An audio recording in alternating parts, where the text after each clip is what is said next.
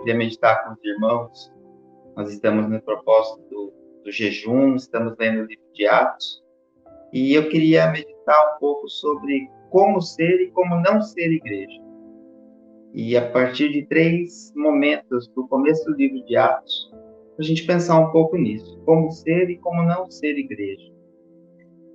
Normalmente, ou várias vezes pelo menos, a Bíblia nos indica 2 possibilidades de coisas a serem feitas, né? Em Deuteronômio 28, é uma passagem bem conhecida e fala de obedecermos ou não obedecermos à vontade de Deus, recebermos a bênção ou a maldição. Eu lembro de Elias, no monte também, com os profetas de Baal, falando para o povo, se Deus é o Senhor, né, servir a Deus, não se Baal, vocês preferem, escolham Baal. Jesus falava dos 2 caminhos. Sempre há, muitas vezes, em que a Bíblia aponta para 2 possibilidades, né? Até naquela parábola dos terrenos, da semente, que Jesus conta que havia 4 tipos de terreno. No fundo, são só 2 possibilidades também. Ou frutifica, ou não frutifica, né? E por vários motivos. Então, é muito comum na Bíblia, essas 2 possibilidades. E hoje eu queria apresentar também 2 possibilidades aqui, em alguns momentos no livro de Atos. Queria orar com os irmãos, capítulo 2. Capítulo 2 de Atos, quando ocorre o Pentecostes, a descida do Espírito Santo, e Pedro, cheio do Espírito Santo, ele faz um discurso, há muitas conversões, e é o início da igreja. No versículo 42 ao 47 do capítulo 2, diz assim: E perseveraram na doutrina dos apóstolos e na comunhão, no partir do pão e nas orações. Em cada alma havia temor, e muitos prodígios e sinais eram feitos por meio dos apóstolos. Todos os que criam estavam juntos e tinham tudo em comum.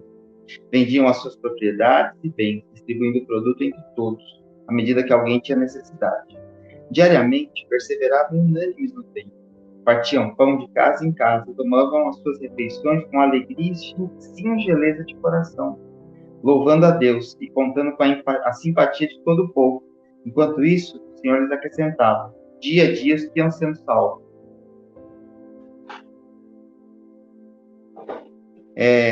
Aqui ao começo da igreja, a gente vê que aconteciam muitas coisas, né?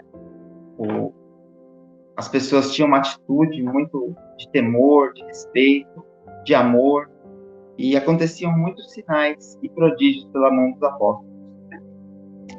Um pouco depois, em Atos 5, queria começar com os irmãos ali no final do capítulo 4, aconteceu uma situação. No capítulo 4, diz assim, a partir do versículo 31, Pedro e João tinham ido diante do Sinédrio, a igreja orou e eles foram cheios do Espírito Santo novamente. Tendo eles orado, temeu o lugar onde estavam reunidos. Todos ficaram cheios do Espírito Santo e com ousadia anunciavam a palavra de Deus. Na multidão dos que creram, era um o coração e a alma. Ninguém considerava exclusivamente sua nenhuma das coisas que possuía. Tudo, porém, lhes era comum. Com grande poder, os apóstolos davam testemunho da ressurreição do Senhor Jesus. E em todos eles havia abundante graça. Não havia nenhum necessitado entre eles, porque os que possuíam terras ou casas, vendendo-as, traziam os valores correspondentes e os depositavam aos pés dos apóstolos. Então se distribuía a cada um conforme a sua necessidade. Então José, a quem os apóstolos chamavam de Barnabé, que quer dizer filho da consolação, um levita natural de Chipre, vendeu um campo que possuía, trouxe o dinheiro e o depositou aos pés dos apóstolos. A igreja continua no mesmo caminho, buscando a Deus, cheia do Espírito Santo. Todos foram cheios aqui, como nós lemos no versículo 31. Não há necessitados entre eles, porque há uma colaboração daqueles que tinham bens para os que não tinham. Era um momento de festa, que eles estavam reunidos em Jerusalém, não havia previsão de ficar tanto tempo, e talvez por isso necessitasse desses gastos, né, para tanta gente que estava se convertendo. Naquele primeiro sermão que Pedro pregou, se converteram 3.000 pessoas. E depois que José, ou Barnabé, fez essa oferta, aconteceu um episódio muito diferente para o começo da igreja. um casal, Ananias e Safira, também fez uma doação. Eles venderam um terreno, um campo, e a partir dessa venda, eles foram lá e entregaram o dinheiro aos pés dos apóstolos. Só que eles omitiram uma parte do valor que foi vendido. Eles disseram que entregaram todo o dinheiro, porém eles retiveram uma parte para eles. Pedro fala com eles, o Espírito Santo mostra que há algo errado ali. Eles confirmam a mentira e caem mortos, um por vez. Primeiro Ananias e um tempo depois Safira. Assim que Pedro falou com eles, porque vocês mentiram, eles caíram mortos, um por sua vez. E a partir do versículo 12 diz assim: muitos sinais e prodígios eram feitos entre o povo pelas mãos dos apóstolos, e todos costumavam se reunir de comum acordo no pórtico de Salomão. Mas, dos restantes, ninguém ousava juntar-se a eles. Porém, o povo tinha grande admiração por eles, e aumentava sempre mais o número de crentes do Senhor, uma multidão de homens e mulheres. É quase idêntico ao final do capítulo 2 que nós lemos. Tem muitas semelhanças, né? Está tendo poder pela mão dos apóstolos, tendo muitos convertidos, está tendo sinais e prodígios. No caso aqui foi um sinal diferente, essas duas mortes seguidas. Está tendo cuidado com as pessoas, está tendo unidade, como disse aqui no versículo 32, acho bonita essa frase: da multidão dos que creram, era um o coração e a alma. Então é muito parecido, porém, as pessoas que não são cristãs, lá no capítulo 2, elas estavam muito próximas, eles contavam com a simpatia de todo o povo. Simplesmente as pessoas gostavam deles, porque eram pessoas que estavam sendo transformadas, que estavam mudando, que estavam amando o seu próximo. Já que depois que há a morte de Ananias e Safira, tem uma grande diferença. Quem se convertia ficava perto, ou dentro da igreja, se aproximava dos apóstolos, dos discípulos. Porém, quem não se convertia tinha grande admiração, mas ficava longe, ninguém ousava juntar-se. Tem uma grande diferença, porque os sinais e prodígios ocorriam. Naquele primeiro momento foram bênçãos, misericórdia, graça de Deus. Aqui também ocorreu isso, mas ocorreu uma situação em que o sinal, o prodígio que Deus fez, foi tirar a vida de duas pessoas que não tiveram temor diante dele, que mentiram ao Espírito Santo. E aqui foi um sinal de juízo e não um sinal de bênção. Quem recebeu um juízo? Por que Ananias e Safira receberam um juízo de uma forma tão intensa, tão grave, né? Eu creio que eles receberam esse juízo porque eles não entenderam o que era a igreja. Eu creio que eles imaginaram que a igreja era mais uma organização humana, que eles podiam trabalhar na igreja, que eles podiam ser igreja, ou podiam estar naquele grupo, como eles eram normalmente. Eles não haviam sido transformados, eles não perceberam a diferença, alguma coisa ali não estava certa. Eles achavam que a igreja era um outro agrupamento. Isso é uma coisa que ocorre muito no livro de Atos. Entre essas duas passagens aqui, Pedro e João foram diante do Sinédrio, depois que Ananias e Safira também morrem, há muitas curas, há muitos milagres, de novo eles são levados ao Sinédrio, e os líderes ali, eles estavam considerando, talvez, que aquilo fosse algo meramente humano. Eles citam dois líderes da época que foram mortos, assim como Jesus, que tinham seus seguidores, e falam, vamos matar eles também, prender, ficar com eles. Eles estão discutindo o que fazer.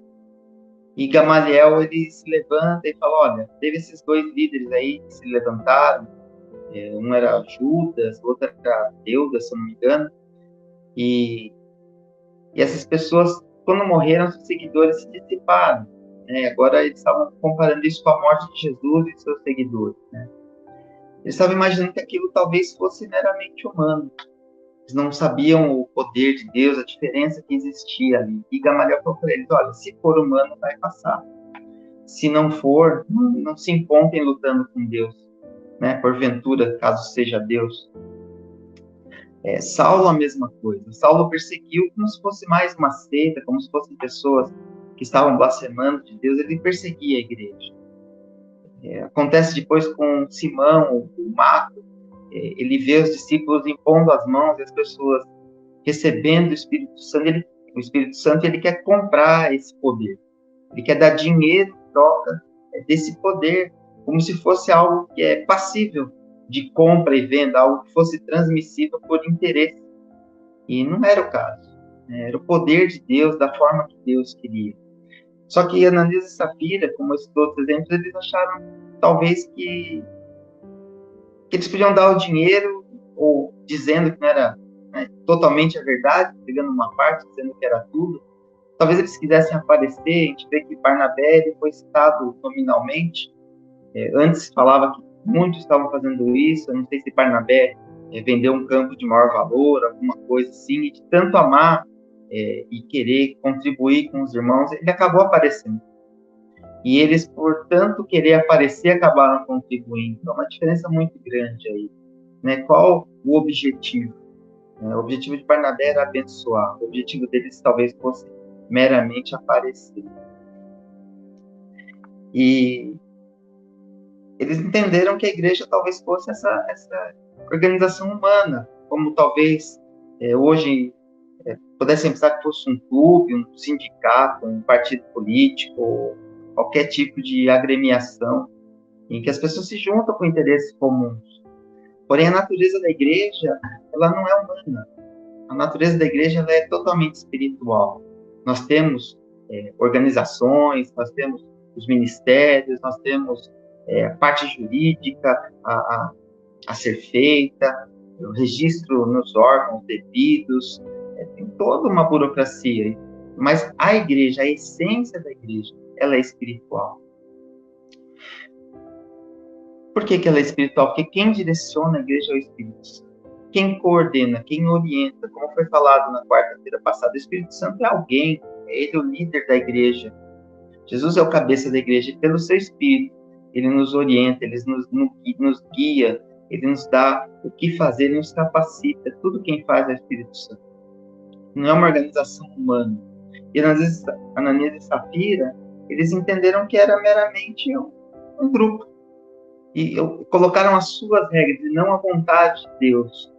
E como fazer para Deus. Não sei se eles sequer tinham conhecido a Deus, mas eles agiram sem temor e receberam juízo devido por isso. Mas o que é ser igreja, então? Quais são os critérios? Se a gente voltar lá tanto para Atos 2, aquele trecho que nós lemos, ou o final aqui do capítulo 4, meio do capítulo 5, a igreja é simples. Ela pode não ser fácil. Os princípios dela são muito simples, nem sempre fáceis de se cumprir, mas fazemos a igreja com amor, com cuidado, com temor, com a direção de Deus, com os métodos de Deus, unanimidade no Senhor. Nelson Rodrigues disse que toda unanimidade é burra. Humanamente, talvez, mas a unanimidade do Senhor ela é linda, porque é uma sujeição àquilo que é certo, àquilo que é bom, é a comunhão dos irmãos, né? Fala aqui que eles perseveravam em oração, perseveravam na doutrina dos apóstolos, quer dizer, o que é o certo a se fazer, o que as Escrituras dizem, vamos continuar buscando a Deus. Essas são características da igreja, porque ela não é humana, ela é espiritual, ela tem origem em Deus, ela tem origem na morte de Jesus, e ele cria a igreja, a sua igreja, o seu corpo. A igreja ela é mais um organismo do que uma organização. A gente se organiza, mas a igreja cresce como um organismo. E nesse período que nós estamos buscando mais do Senhor, nós precisamos nos adequar a ser igreja, cada vez mais. O que é se adequar a ser igreja? Nós precisamos ter arrependimento, nós precisamos ter mudança, e nós precisamos nos encher. Mas nos encher do quê? Ananias, eu não li aqui em Atos 5, versículo 3, mas diz assim: então Pedro disse, quando Ananias foi falar com Pedro, Ananias, por que você permitiu que Satanás enchesse o seu coração, para que você mentisse ao Espírito Santo, retendo parte do valor do campo? Ananias, ele permitiu seu coração ser cheio por Satanás. Foi uma opção dele, foi uma escolha. O texto é muito claro. Ele permitiu. quando ele resolveu mentir ao Espírito Santo. Ele aceitou esse tipo de situação. E muitas vezes nós nos permitimos não nos encher de Satanás, talvez, mas nos encher de nós mesmos. Porque nós estamos nesse período de jejum, de busca, de leitura, e talvez nós estamos nos enchendo de nós mesmos. Olha, eu estou fazendo jejum, né? E não para buscar o Senhor, não para agradar o Senhor, mas por vanglória, para mostrar o meu mérito, o meu valor. Ou estou lendo o livro de Atos, olha, estou certinho aqui. É bom se orgulhar de fazer a vontade de Deus, mas não se orgulhar de si mesmo, como se fôssemos nós alguma coisa. É bênção de Deus para nós cumprirmos o que deve ser feito, mas que a gente possa se encher, nem de Satanás, nem de nós mesmos, mas do Espírito Santo. E aqui em Atos 6, diz assim, é o terceiro trecho que eu quero ler com os irmãos. Atos 6, de 1 a 4. Naqueles dias, aumentando o número dos discípulos, houve murmuração dos helenistas contra os hebreus, porque as viúvas deles estavam sendo esquecidas na distribuição diária. Então os 12 convocaram a comunidade dos discípulos e disseram: não é correto que nós abandonemos a palavra de Deus para servir às mesas. Por isso, irmãos, escolham entre vocês 7 homens de boa reputação, cheios do espírito de sabedoria, para os encarregarmos desse serviço. Quanto a nós, nos consagraremos à oração e ao ministério da palavra. Está tendo um problema aqui de distribuição de alimentos. Pessoas aqui já não estavam todos cheios do Espírito. Se era para buscar alguns que estivessem cheios do Espírito, quer dizer que nem todos estavam. Tinha que buscar alguém que estivesse cheio do Espírito. O encher do Espírito é uma constante. Se nós não nos mantivermos cheios, não buscarmos cada vez mais estar cheios do Espírito Santo, cada vez estaremos mais vazios. Né? A Bíblia diz: não entristeçais o Espírito Santo, não extinguais o Espírito Santo. É como que a palavra quer dizer abafar, né? Não abafar a voz do Espírito, mas buscar o Espírito que nós devemos fazer, ser cheios dele. E aí nós somos transformados, nós somos capacitados. Essas pessoas aqui que distribuíam alimento com partidarismo, né? Escolhendo, privilegiando um grupo em detrimento do outro, toda vez que isso acontece, é uma obra da carne. Paulo escreveria isso mais tarde na carta aos Gálatas.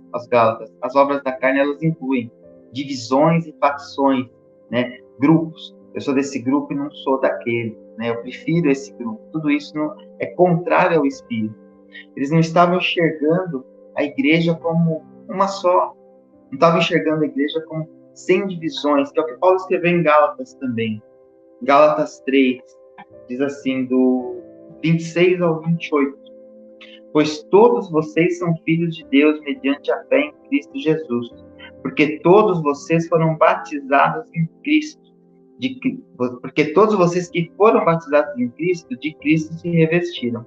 Assim sendo, não pode haver judeu nem grego, nem escravo nem liberto, nem homem nem mulher, porque todos vocês são um em Cristo Jesus. Eles estavam contrariando o conceito de igreja, ainda que não estivesse escrito, já existia essa comunhão. O povo da igreja é vindo de todos os povos, e não há mais diferença. Eu olho para o meu irmão e eu vejo Cristo, eu não vejo se ele é judeu ou é grego. E eles não estavam agindo assim, eles estavam fazendo as coisas por partidarismo, com divisão, dividindo o corpo de Cristo. Estar na carne é agir semelhantemente a alguém que não é convertido, alguém que não conhece a Cristo, que não conheceu a Jesus. E eles estavam agindo assim, com o homem antigo, com o homem anterior. E por isso houve esse problema. A gente vê que quem está na carne, quem está agindo de acordo com as obras da carne, ele faz parte do problema. E para resolver foram buscar pessoas cheias do Espírito. Então aqui nós temos também 2 grupos. Como no começo houve o grupo dos que agiam como se a igreja fosse algo divino e outros que agiam como se a igreja fosse algo humano. Aqui nós temos 2 grupos, os que estão agindo com obras da carne, semelhante a alguém que não conhece a Deus, e alguns que estão cheios do Espírito, ou seja, os que fazem parte do problema, os que fazem parte da solução. Nós estamos buscando o novo de Deus nesse momento para a igreja. Aparentemente a pandemia está começando a perder força, tem ainda algumas coisas talvez aí, se acompanha algo sobre variantes, sobre tanta coisa, mas nós estamos dando passos de fé e buscando cada vez mais voltar à normalidade. E isso é muito bom. E o ser igreja, nós estamos buscando algo novo, algo diferente, algo mais profundo. Foi proclamado esse jejum, fomos desafiados a fazer essa leitura do livro de Atos, buscar a Deus, vai agora ter o encontro com Deus. São muitas coisas que nós buscamos a face e a vontade de Deus. Só que para vir o novo, nós precisamos abrir espaço. Se não tiver espaço para o novo, se tiver o velho ainda, não tem como vir o novo. Não tem espaço, não tem lugar para ele. E eu gostaria de refletir isso com os irmãos.